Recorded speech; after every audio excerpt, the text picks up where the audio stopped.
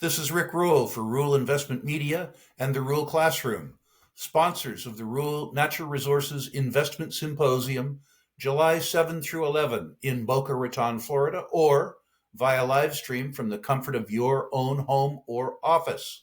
Whether you attend live or via live stream, there's a few things you need to know about the conference.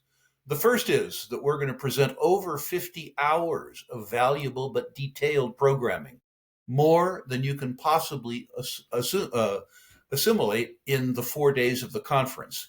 The consequence of that is that whether you attend live or via live stream, recordings of the conference will be available to you for a year, and you're going to need them. We're going to present a lot of material.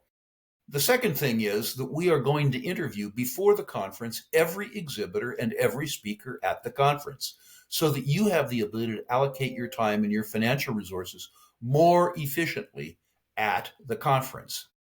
Another thing that you need to understand is that at our conference, unlike any other investment conference on the planet, every single exhibitor has been vetted. At every other conference, the qualification to be an exhibitor is merely a check that cashes for a booth. At our conference, the public company exhibitors have to be owned in accounts, owned and managed by the conference sponsor.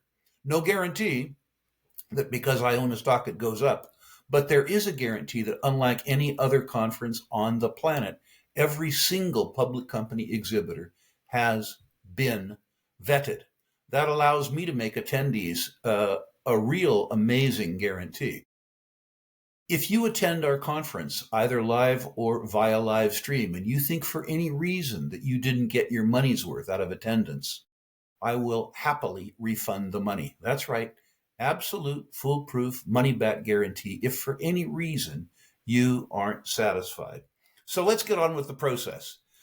Today, I interview a new friend and a new sponsor of the conference, Mr. Guy Goulet, who is CEO of Cerro de Pasco Resources. Guy, to begin with, thank you for decades of effort on behalf of mining investors, but thank you too for your sponsorship and support of the conference. Tell me something about your background. Tell me something about prior successes in mining. Who are you? Well, first, thank you for the invitation. I'm very happy to participate to my first symposium. So I'm a geological engineer. I'm graduated from École Polytechnique de Montréal back in 1986. I've been in that mining business forever, or almost.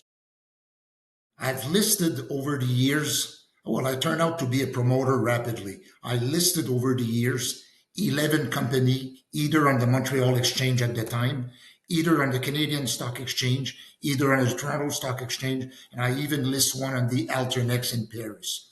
First one I've listed was in 1996. I was the first one in the lithium space. Way too early. End up having to transform that company into a water treatment company. Why? Because those lithium projects were mixed with a gold mine in Val d'Or. If you remember gold back in 1999, price collapsed to $262 US per ounce.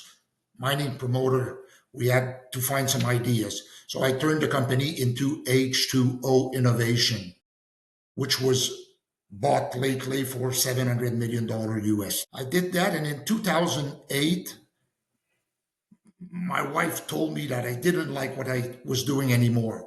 She said, I asked her, what's my problem? She says, you want to go back in the mining business. So I create Maya Gold and Silver, which is today Aya Gold and Silver, 1.5 billion market cap company. So we restart the silver mine in Morocco, and at some point in 2017, I left the company when the silver mine was started. And I had one shareholder based in New York, an investment banker, Steven Zadka, who had started that project, Cerro de Pasco. And he came to see me in Montreal, and he asked me, Guy, would you like to do another one? So I got involved. I like the project. It's an ambitious one. It's pro-social, pro-environmental. So I'm in since 2017. Tell us, for people who don't know about mining history and don't know about Peruvian history, for people perhaps new to the silver business, Tell us something about the history of Cerro de Pasco, the size of the deposit, how long it's been mined, how much silver's been taken out, that kind of thing. Give us an overview of Cerro de Pasco. So Cerro de Pasco, well, it's a community, 67,000 people living there at 4,400 meters above sea level in the Andes of Peru. The Spanish came up there in 1630 and they discovered that big mass of lead, zinc, copper, gold, and silver, and they start an operation. That mine has never stopped its operation since. I don't know one mine on the planet that has such a statistic. In 1906, Mr. J.P. Morgan himself made what they still call the greatest investment of the 20th century in Peru. He invested tens of millions of dollars into that project. The company was called Cerro de Pasco Copper Corporation. They have sent there the best geologists, the best engineers, the best metallurgists, the best equipment. Cerro de Pasco became the school of all the mine on the planet. Cerro de Pasco became the cash cow of the country. Cerro de Pasco became the largest gold, copper, silver mine on the planet. So they have extracted from that mine 300 million tons over the years. Some of it was processed, stand in a stockpile. Some of it was processed, stand in a tailings. Some of it was stockpile. So what we own, Cerro de Pasco Resource shareholders, we own the mineral rights on these tailings and these stockpile. So we own the mineral rights on what we estimate to be the largest above ground mineral resource on the planet. So, if they've mined this stuff for 400 years, uh, how do we know there's anything left? If JP Morgan came in, spent a whole bunch of money, what you're suggesting is that he left a bunch of minerals in the tailings? Uh, Tell us something about what is left and why you think it's there. So what happened in the past, Rick, is we read the books. We have compiled all the monthly reports from 1906 until 1992 when they stopped sending material in this tailing. Okay. And we realized, well, go back in time. That was the beginning of the 20th century. The regions were not so good. We read that the grinding was not appropriate, but go back in time. It was the largest mine in the world. They were extracting from that pit every day 20,000 ton. They were processing 13,000 ton and they were stockpiling 7,000 ton. The next day there was 20,000 ton there. So when you do flotation, you will recover rapidly 60% of your metals in the first 24 hours. If you keep the flotation process going, 72 hours, you will end up recovering up to 85, 87% of your metals. But again, go back in time. If you are to recover 60% in 24 hours, why should you wait an extra 48 hours to recover an extra 25%? So better get the 60%, throw that material, that rich material away, and process another batch the next day. Because anyway, the following day there will be 20,000 ton there, and the following day there will be 20,000 ton. So they were printing cash at the time, recovering that 60%. So that is why these tailings are the richest on the planet. Tell us something about the information that you have now that you've been able to publish and you can talk about that talks about the tonnage and grade. How much material are we talking about? And by the way, what minerals are we hoping to recover at Cerro de Pasco? Okay, so at the end of the day, we're going to produce a lead, a copper, and a zinc concentrate, and we will get paid for a lot of silver and some gold. Okay, so what we estimate so far, we took the monthly reports, as I mentioned to you, we compiled them, and we know they have processed overall 75 million tons. which 60% recovery. So we know, or we estimate quite precisely, what is left in these tailings. And if you put that in silver equivalent, it's 423 million ounces of silver equivalent. 30% of this is pure silver. So it's $14 billion worth of metals above ground. And let's recall today, producing base metal and precious metal, 40% of the cost is mining. There's no mining there. It's $1 per ton. So Rick, to precise, obviously that was an estimation we have done. So we got in May 2024, the government to sign a supreme resolution enabling us to perform 40 holes on these tailings. And we have completed those 40 holes, and we are, Rick, exactly where we were expecting to be. So our estimation, we are exactly there. We're a little higher in silver, and we're maybe a little low on copper, but we will catch up on copper on the second phase of drilling. So what we like about these tailings, it's a no-brainer. You start the hole, at some point these tailings are 58 meters deep. You start the hole, you go straight to the end, there's no gap. It's between 1.5 ounce per ton silver up to 2.5 ounce per ton silver. So if you put the gold, the zinc, the copper, and the lead into silver equivalent, you end up at 4.2 ounce per ton of silver equivalent. And it's worth reiterating that you don't have to drill and blast. You don't have to mine. As I understand it, you merely put a dredge on the tailings. That's it. And you estimate that your mining cost or your materials handling cost is as low as $1 a ton. Is that accurate? That's it. So let's call for OPEX $1 to $2 for mining. Let's say $7 for processing and $1 to $2 for G&A.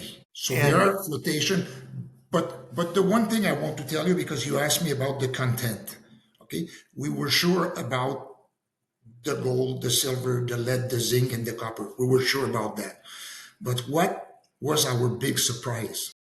We've got so far an average of 54 gram per ton gallium and 20 gram per ton indium.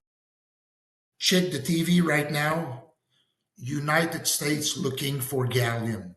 United States do not produce any gallium. 98% of the gallium is produced by China.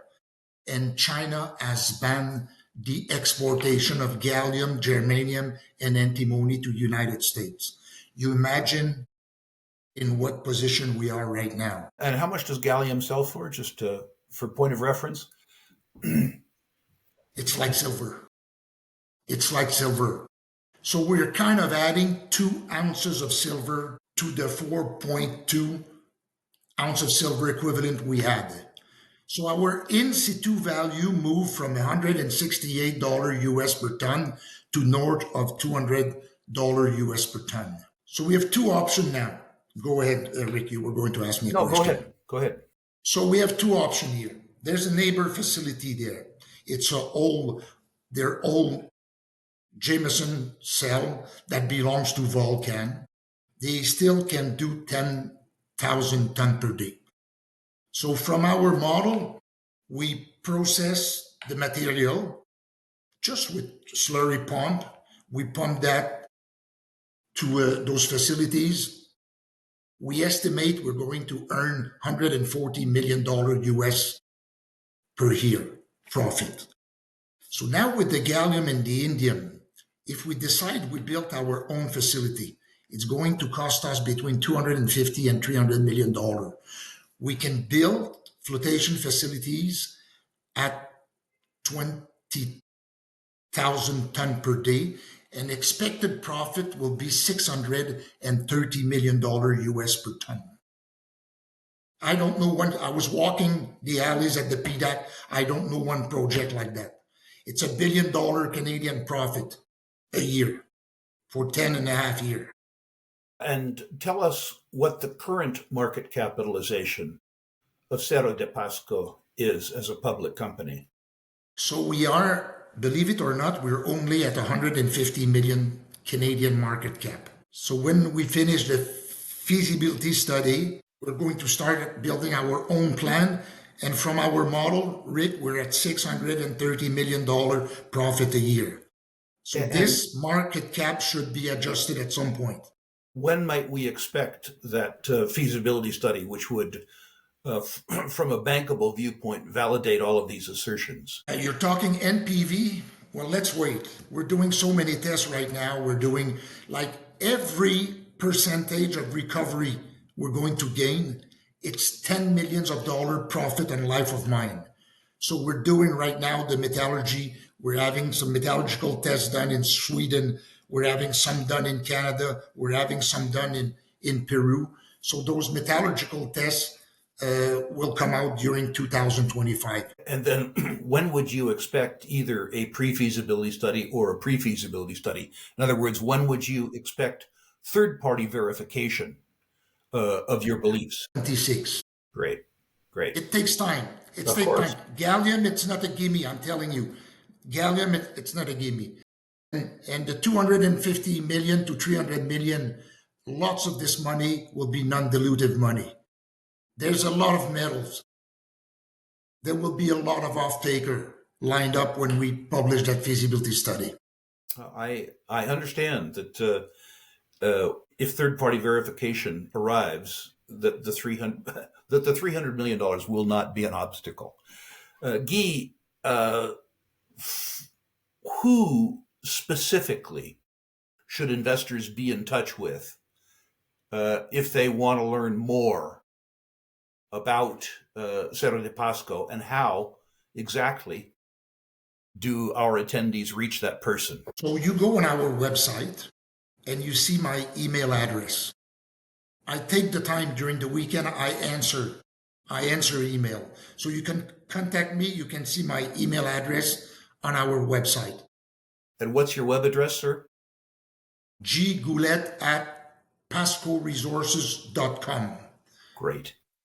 I generally answer. Guy, thank you for decades of toil on behalf of mining investors, but thank you more particularly for your ongoing support and sponsorship of the Natural Resources Investment Symposium. I look forward to hosting you personally in Boca Raton. Very happy about that, Rick. Thank you for the time and the interview.